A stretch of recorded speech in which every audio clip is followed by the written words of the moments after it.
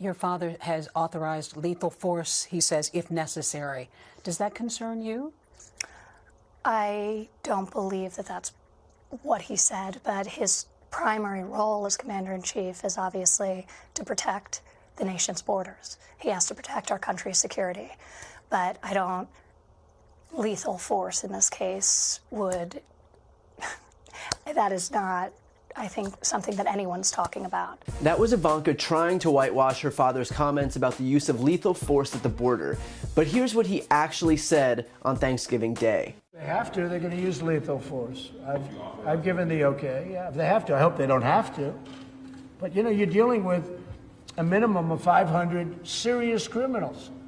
So I'm not going to let the military be taken advantage of. I have no choice. Do I want that to happen? Absolutely not. But you're dealing with rough people. But when Ivanka was corrected, here's what she had to say. So lethal force under any circumstance would be the last resort. But he is the commander-in-chief of the armed forces of this country. So he always has to be able to protect the border.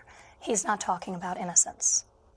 So he's not talking about innocent asylum seekers. Does no one in this administration talk to each other? And while Ivanka may claim that her father isn't talking about innocence, about asylum seekers, the images of mothers and children escaping tear gas tell a different story. No, it's not lethal, thank God, but this administration has been falling over itself to demonize the very people that Ivanka assures us her father is protecting. The people who have ultimately ended up in cages, separated from their families, or are running away with kids barefoot and in diapers from canisters of tear gas.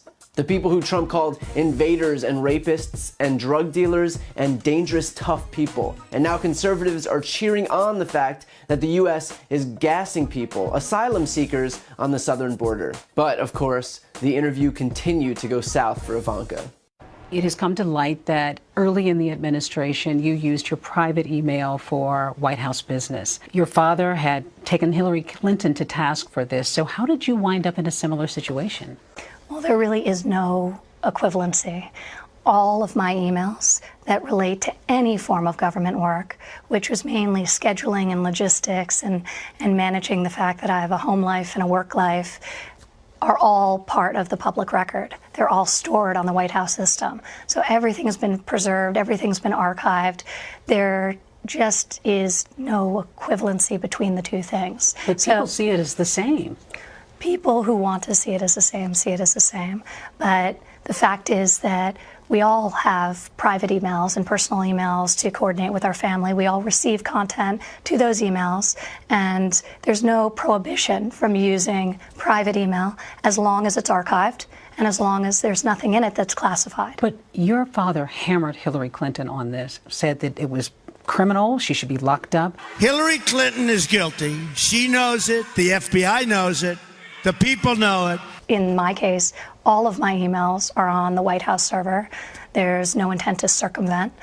And there were mass deletions after a subpoena was issued.